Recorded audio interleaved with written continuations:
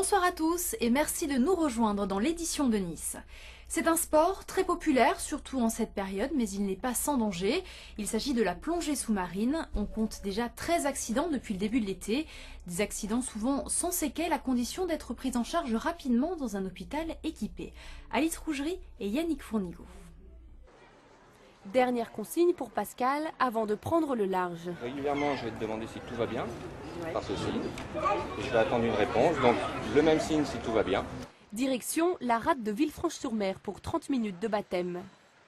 Pour sa première plongée, Pascal n'a pas eu le choix, un moniteur a dû l'accompagner.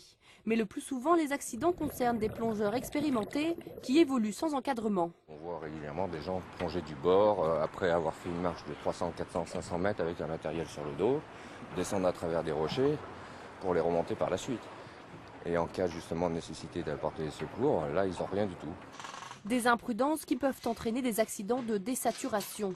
Les plongeurs sont alors pris en charge ici, dans un caisson hyperbare. Dedans, la pression est simulée à une plongée d'en moyenne 30 mètres de profondeur. Un patient atteint de troubles neurologiques peut y rester jusqu'à 7 heures, le temps de décompresser et d'éliminer le gaz. Quand un plongeur descend sous l'eau, il respire de l'air. Donc cet air comprimé va composer d'azote et d'oxygène. L'azote va saturer les tissus. Si le plongeur remonte trop vite, ne respecte pas ses paliers, cet azote de dissous va passer à l'état gazeux et obturer des vaisseaux, et en particulier des vaisseaux qui sont autour du système nerveux. Paralysie, AVC ou infarctus, les conséquences peuvent être irréversibles. Pourtant, le personnel médical, tous des plongeurs, rappelle sans cesse les règles de base. Ne pas plonger fatigué, respecter les paliers, l'eau froide est aussi un paramètre susceptible d'augmenter les chances d'accident de décompression.